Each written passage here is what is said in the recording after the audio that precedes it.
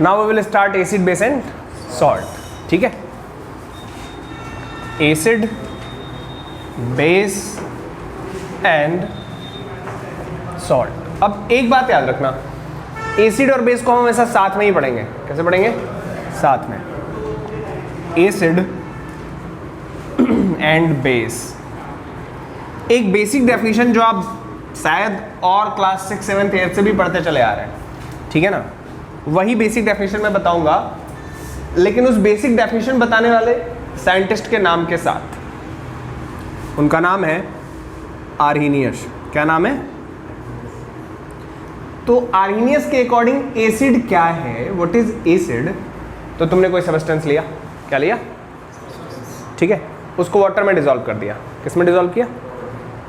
जब तुमने उसको वाटर में डिसॉल्व किया और उसमें से H+ आयन रिलीज हो गया. क्या रिलीज हुआ? मीन्स मैंने क्या किया, सब्सटेंस लिया और उसमें क्या डाला? वाटर. तो उसमें से मुझे क्या मिला? अच्छा, जब ये H+ H2O के साथ ट्रीट होगा ना, तो ये H3O+ बना देगा. क्या बना देगा? समझ में आ रहा है? ठीक है ना, इसको हम हाइड्रोनियम आयन कह लेते हैं. क्या कह लेते हैं? ठीक है, तो हाइड्रोजन आयन या हाइड्रोनियम आयन आप कहेंगे. अब नाउ डेफिनेशन क्या होगी एसिड की, कि द सब्सटेंस, एसिड एक सब्सटेंस है, एसिड एक मैटर है, which on dissolving in water gives H+ ion. ठीक है, ये सिंपल डेफिनेशन होगी. या फिर इसी को हम वाटर में जब हम किसी चीज को मिलाते हैं तो हम उसको कहते हैं एक्वस सोल्यूशन. क्या कहते हैं? तो आप क्या कहेंगे? The substance which in aqueous gives is called as acid. अच्छा, आर्हीनियस के हिसाब से बेस क्या है? बेस में क्या है? यही सब्सटेंस जब वाटर में जाएगा तो वाटर में दो चीजें होती हैं, एक होता है H+ और दूसरा OH. H+ निकल गया है, बचा क्या? इसको कहते हैं हाइड्रोक्सिल आयन. क्या कहते हैं? या हाइड्रोक्सी आयन या हाइड्रोक्साइड आयन. ठीक है, तो हाइड्रोक्सिल आयन. ठीक है, डेफिनेशन क्या होगी? The substance which on dissolving in water gives OH-. अब बेसिकली जिसमें OH- हो उसको हम एल्कली कहते हैं. क्या कहते हैं? याद रखना, एल्कली सब्सटेंस कहते हैं, एल्कलिन. ठीक है, कैसे कहते हैं? एल्कलिन. ठीक है, तो बेसिकली एल्कली कहलाता है कब जो OH रखता हो. जिसके पास OH हो उसको क्या कहते हैं? एल्कली. ठीक है, बेस और भी होते हैं, जैसे अभी मैं दो डेफिनेशंस और बताने वाला हूं एसिड और बेस की. एग्जाम्पल सबसे पहले देख लेते जरा. NH3 बताओ, एसिड है कि बेस है? एसिड है. क्यों? एसिड है ना. हाँ, शाबाश. ऐसा देख करके लगता है कि ये एसिड है. क्या है ये बेस है. क्या है? बेस है. हाइड्रोजन दिख रहा है इसलिए आपको एसिड लग रहा है, लेकिन ये एसिड नहीं है. ये क्या है? बेस है. क्यों बेस है? ये अभी दूसरा वाला डेफिनेशन है, ब्रॉन्स्टेड-लॉरी. ब्रॉन्स्टेड-लॉरी. ब्रॉन्स्टेड-लॉरी के हिसाब से अब ये कहते हैं, ब्रॉन्स्टेड-लॉरी कहते हैं कि ऐसे सब्सटेंस जिनके मॉलिक्यूल्स H+, अच्छा H+ के लिए यहां नाम दिया है जो ना, वो है प्रोटॉन. क्या नाम है? पता है H+ को प्रोटॉन क्यों कहते हैं? किसको पता है? क्योंकि हाइड्रोजन के पास कितना इलेक्ट्रॉन था? और 1 प्रोटॉन था. यही था. जब हाइड्रोजन के पास +1 हुआ तो इलेक्ट्रॉन कितना हो गया? और प्रोटॉन अभी भी. तो जब हाइड्रोजन H+ हुआ मतलब क्या बचा? केवल 1 प्रोटॉन. इसीलिए H+ को क्या कहते हैं? प्रोटॉन. तो ब्रॉन्स्टेड-लॉरी कहते हैं कि एसिड होता है प्रोटॉन डोनर. प्रोटॉन मतलब वो प्रोटॉन देता है, वो प्रोटॉन. ठीक है. अच्छा, और बेस क्या होता है? बेस होता है प्रोटॉन एक्सेप्टर. Proton acceptor. ठीक है. अच्छा, प्रोटॉन एक्सेप्टर मतलब वो प्रोटॉन लेता है. अच्छा, कौन प्रोटॉन ले लेगा? H+ है, तो H+ किससे जाके जुड़ेगा? अच्छा, H+ बताओ कितने इलेक्ट्रॉन की जरूरत है इसको? हा? क्यों? 2 इलेक्ट्रॉन. अरे भाई H+ पहले तो जब हाइड्रोजन था तो इसको कितने इलेक्ट्रॉन की जरूरत थी? 1 डुप्लेट कंप्लीट कर लेता, लेकिन अब तो H प्लस हो गया, एक भी इलेक्ट्रॉन बचा ही नहीं इसके पास। कितना इलेक्ट्रॉन चाहिए इसको, तब इसका डुप्लेट कंप्लीट होगा। तो ये उससे जाके जुड़ेगा जिसके पास 2 इलेक्ट्रॉन अवेलेबल हो, जो इसको 2 इलेक्ट्रॉन दे सके, जिसको 2 इलेक्ट्रॉन। अब NH3 को देखो, जब हम NH3 बनाते हैं तो पता है ना नाइट्रोजन के पास 5 वैलेंस इलेक्ट्रॉन होते हैं, जिसमें से जब हम H3 बनाए हैं तो 3 हाइड्रोजन एक इलेक्ट्रॉन शेयर करके H3 बन गया है। ये 2 इलेक्ट्रॉन खाली है। जिसके पास ऐसा 2 इलेक्ट्रॉन खाली हो उसको हम कहते हैं ये लोन पेयर है। क्या है? और जिसके पास ऐसा लोन पेयर खाली हो वो H प्लस एक्सेप्ट कर लेगा। क्यों? क्योंकि H प्लस इससे आगे जुड़ेगा और ये उसको कोऑर्डिनेट बॉन्ड से ये लोन पेयर अपना शेयर कर देगा। क्या कर देगा?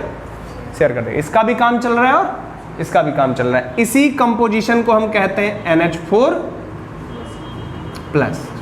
समझ में? तो NH3 क्या कर रहा है? H प्लस को एक्सेप्ट कर रहा है, H प्लस को ले रहा है, और इसीलिए NH3 क्या है? बेस है।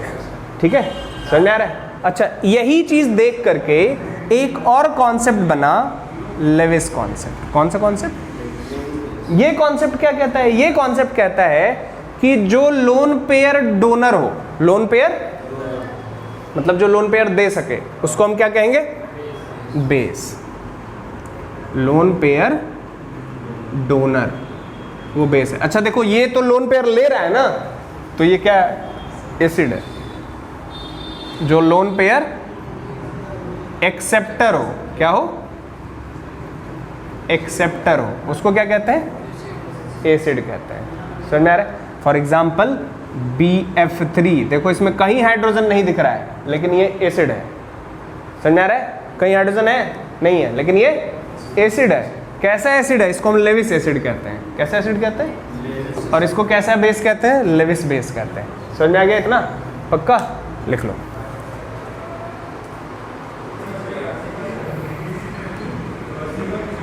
ओके, तो एसिड और बेस की डेफिनेशंस हो गई है। ठीक है ना? एसिड और बेस की डेफिनेशंस। तो तीनों में से कोई सी भी डेफिनेशन आ सकती है एग्जाम में, और किसी भी तरीके से पूछा जा सकता है।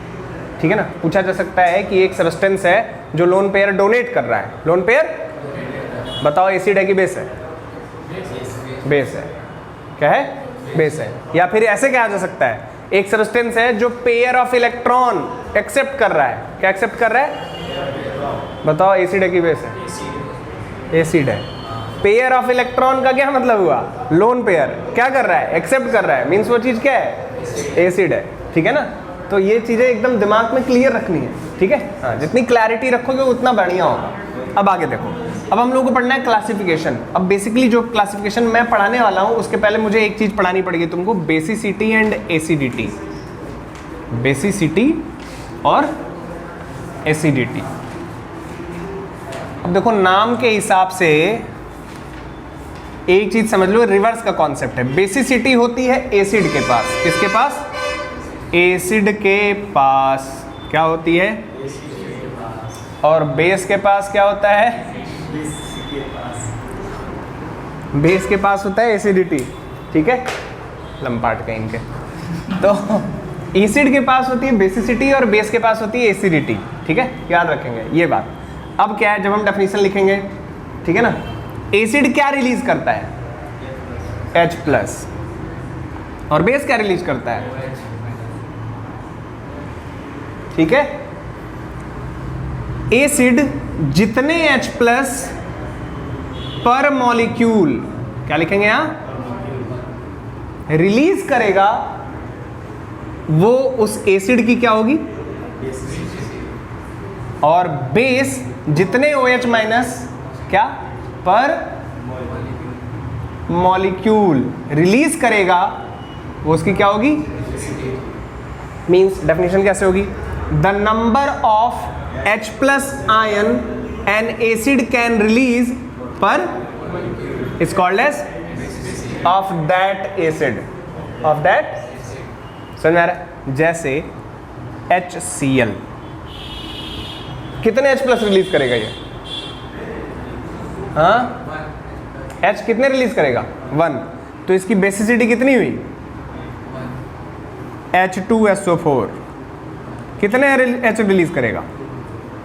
कितने 2, तो बेसिसिटी कितनी हुई CH3COOH कितने H प्लस रिलीज करेगा 1, दिख 4 रहा है, कितने हाइड्रोजन दिख रहे हैं 4, लेकिन याद रखना ये जितने OOH वाले होंगे OO चाहे कुछ भी लिखा हो HCOOH लिखा हो, अब यहाँ मैं CH3 की जगह कितना भी कार्बन हाइड्रोजन लगाता चला जाऊं, आपको तो पता ही है केमिकल प्रॉपर्टी नहीं बदलती है, समझ में आ रहा है, तो इसकी बेसिसिटी नहीं बदलेगी, कितनी है 1, समझ में आ रहा है, पक्का, श्योर, गुड। अच्छा, तो इसमें क्या है, ये हाइड्रोजन रिलीजेबल हाइड्रोजन है, H प्लस ये रिलीज करेगा, ठीक है, और बाकी इन सब में मिनरल एसिड्स में कोई दिक्कत नहीं है, जितने हाइड्रोजन दिख रहे हैं वो सारे के सारे रिलीज हो जाते हैं, ठीक है। अच्छा, अब एक चीज़ और जान लीजिए, ये वीक एसिड है, क्या है, और ये है स्ट्रॉन्ग एसिड।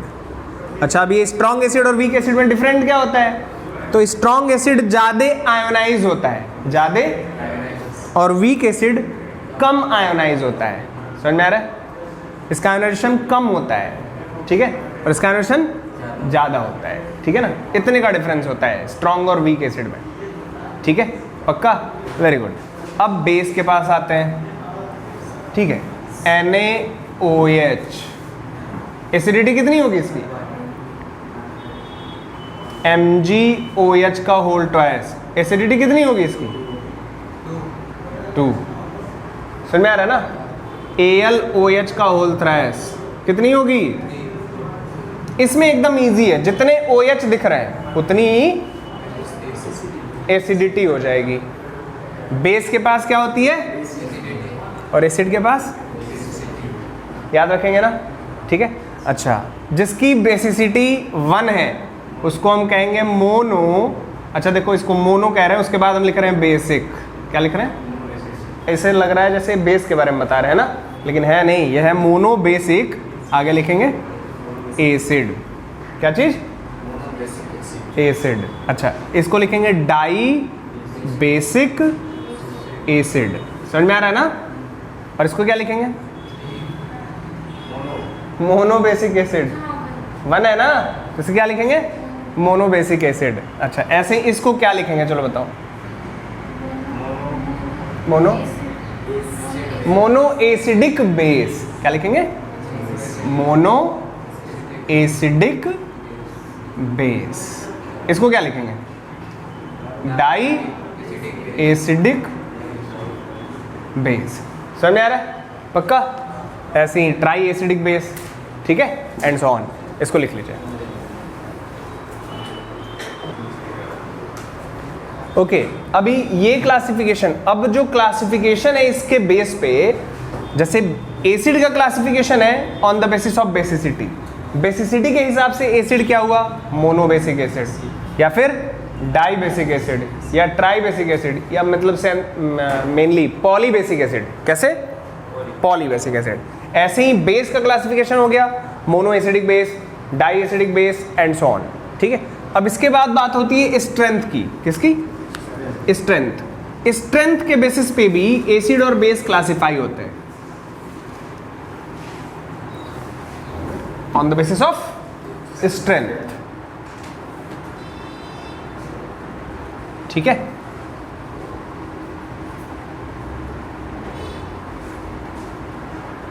स्ट्रेंथ, अब स्ट्रेंथ के हिसाब से एसिड हो या बेस, दोनों दो टाइप के होते हैं, एक होता है स्ट्रॉन्ग और एक होता है वीक, ठीक है, एसिड या बेस, ठीक है। अब स्ट्रॉन्ग एसिड की बात करते हैं, तो जान लो जितने भी मिनरल एसिड हैं, जितने भी सब के सब स्ट्रॉन्ग एसिड हैं, और जितने भी ऑर्गेनिक एसिड हैं, कैसे एसिड, सब के सब वीक एसिड है। एक एक्सेप्शन है H2C2O3, ठीक है, सॉरी H2CO3 कार्बोनिक एसिड, ये मिनरल एसिड है, कैसा एसिड है, लेकिन ये वीक एसिड है, लेकिन ये वीक एसिड है, समझ में आ रहा है, पक्का। तो ये मिनरल एसिड है लेकिन वीक एसिड है। अच्छा, बेसिसिटी कितनी है इसकी 2, बेसिसिटी कितनी है 2, ठीक है ना। तो अगर आ जाए एक वीक डाइबेसिक एसिड लिखने को, write the name of one weak dibasic acid, क्या एग्जाम्पल लिखोगे? H2CO3 carbonic acid. नहीं, यहाँ पे क्या है ना कि CO3 2- और 2H+, ऐसे अलग अलग होता है ये, ठीक है। तो ये कार्बोनेट आयन से बनता है। किससे बनता है? कार्बोनेट से, ठीक है ना। इसीलिए तो ये मिनरल एसिड है, ठीक है। रेस्ट सारे मिनरल एसिड कैसे होते हैं? स्ट्रॉन्ग एसिड होते हैं। H2SO4, HNO3, HCl, ठीक है, सबके सब कैसे है? स्ट्रॉन्ग एसिड है, ठीक है। क्लियर है? पक्का। ऐसे ही बेसिस भी स्ट्रॉन्ग और वीक होते हैं। बेसिकली जिनमें OH लगाओ, जिनमें वो स्ट्रॉन्ग बेस है। कैसा बेस है? स्ट्रॉन्ग बेस है। लेकिन अगर अब एक वीक बेस का नाम याद कर लीजिए, NH4OH, है क्या कि ऐसा बेस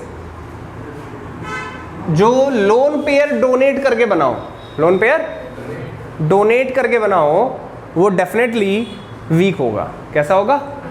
समझ में आ रहा है? For example NH4OH। तो एक वीक बेस के फॉर्मेट में आप यही नाम याद कर लीजिए। अगर वीक बेस आता है लिखने के लिए तो आप NH4OH लिख लेंगे, ठीक है। पक्का, आपके लिए इतना सफिशियंट है, ये वीक बेस है, ठीक है। बाकी स्ट्रॉन्ग बेस में NaOH हो गया, MgOH का ऑल्टाइस हो गया, CaOH हो गया, COH का ऑल्टाइस। ओके, क्लियर है ना? पक्का, गुड। इसको लिख लो। ओके, तो ये हो गया on the basis of strength, ठीक है ना। हाँ, H2SO4, HNO3, HCl। अब एक चीज होती है कंसंट्रेशन। क्या चीज? Concentration. On the basis of concentration. तो कंसंट्रेशन के बेसिस पे कोई भी चीज इस दुनिया में, कोई भी चीज कंसंट्रेशन के बेसिस पे दो तरीके की होती है। एक होता है डाइल्यूट और एक होता है कंसंट्रेटेड। कंसंट्रेटेड, ठीक है। ये हमेशा हम बात करते हैं एक्वस सॉल्यूशन की। किसकी? एक्वस सॉल्यूशन की। अगर मेरे पास वाटर का अमाउंट ज्यादा है, क्या ज्यादा है? High amount of water, means वो चीज कैसी है? डाइल्यूट है। और अगर हाई अमाउंट ऑफ एसिड है या बेस है तो उसको हम कहेंगे कंसंट्रेटेड एसिड और बेस। समझ में आ रहा है? मीन्स जब हाई अमाउंट ऑफ एसिड या बेस है तो वाटर का अमाउंट कैसा है? लो अमाउंट ऑफ वाटर, ठीक है। और इसमें क्या है? लो अमाउंट ऑफ एसिड और बेस, ठीक है। पक्का।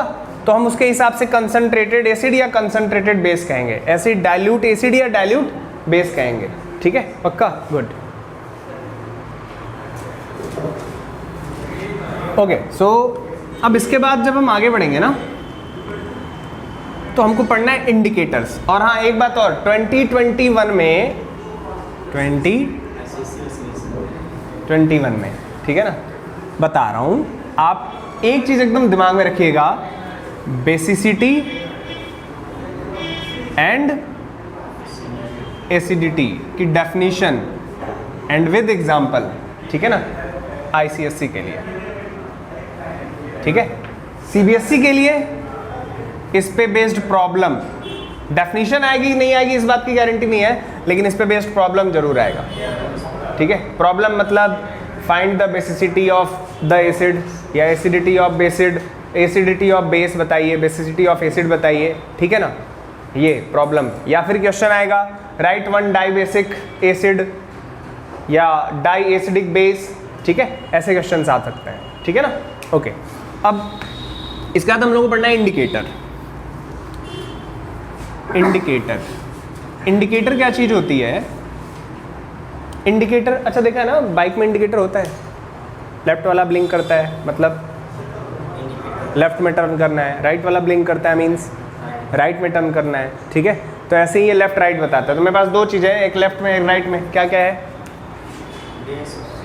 नहीं, लेफ्ट में मेरे पास एसिड है और राइट में क्या है, बेस है।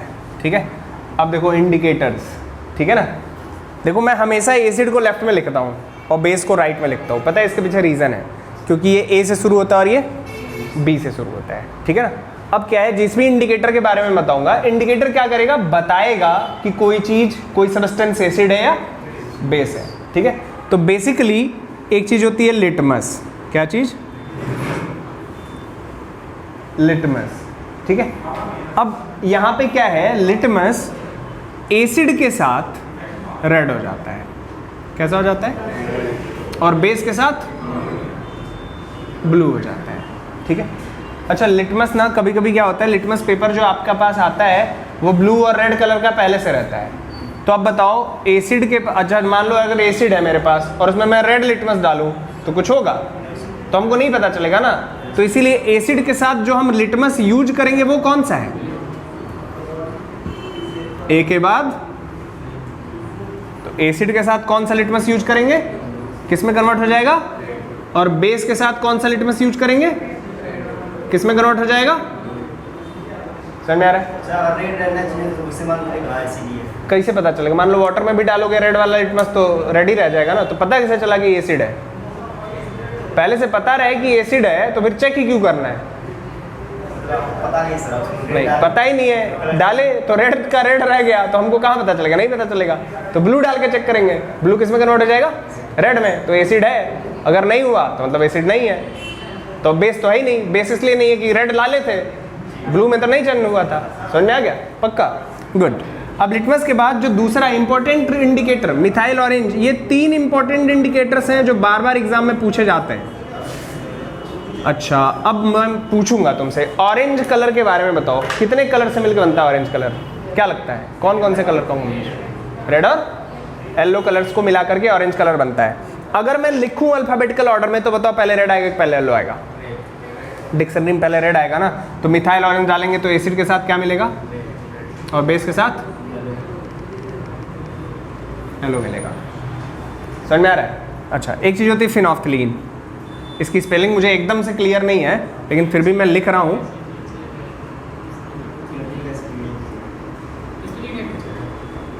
ठीक है, फिनेलॉफ्थलीन, ठीक है ना, फिनोफ्थलीन। अब ये फिनोफ्थलीन जो है इसके पास 2 कलर है, इसका आपको याद करना पड़ेगा। एक चीज़ है कलरलेस और दूसरी चीज़ है पिंक, कलरलेस और पिंक। तो बताओ पहले अगर डिक्शनरी में लिखे कलरलेस पहले आएगा पहले पिंक आएगा, तो एसिड के साथ कलरलेस और बेस के साथ याद रखेंगे ना। ये इंडिकेटर्स हो गए। इंडिकेटर्स वो चीजें हैं, अब इंडिकेटर की डेफिनेशन क्या होती है, indicators are the substances which change something in them, basically colour और smell, to identify an acid और बेस। किसी एसिड या बेस को आइडेंटिफाई करने के लिए जो चीजें क्या करती हैं, अपना कलर चेंज कर लेती हैं, उनको कहते हैं इंडिकेटर्स। ठीक है ना, means substances used to identify what, acid और बेस, उनको हम क्या कहते हैं, इंडिकेटर्स कहते हैं। ठीक है ना, ऐसे सब्सटेंसेस जो एसिड या बेस को आइडेंटिफाई करने के काम आते हैं उनको इंडिकेटर्स कहते हैं। अब एक स्पेशल इंडिकेटर है, ये इस साल पक्का आएगा गारंटीड 2021 में सीबीएसई में। ठीक है, guaranteed, olfactory indicators, olfactory indicators. ठीक है, ऑल्फैक्टरी इंडिकेटर्स क्या होते हैं, ये ऐसे इंडिकेटर्स जो बेसिकली अपना, आप बताइए क्या चाहिए, चौपट उठा ले आती। हाँ क्या बता रहे थे, हाँ तो ऑल्फैक्टरी इंडिकेटर्स, ऑल्फैक्टरी इंडिकेटर्स ऐसे इंडिकेटर्स होते हैं जो अपना ऑर्डर चेंज कर देते हैं। क्या चेंज करते हैं, ऑर्डर। ठीक है, means the indicators who change their odour to identify acid और base are called as olfactory indicators. समझ में आ रहा है, जो अपना ऑर्डर चेंज करते हैं उनको हम स्पेशली ऑल्फैक्टरी इंडिकेटर्स कहते हैं। इसकी डेफिनेशन आएगी एग्जाम में, श्योर, पक्का, तो ये सब लिख लीजिए। ओके।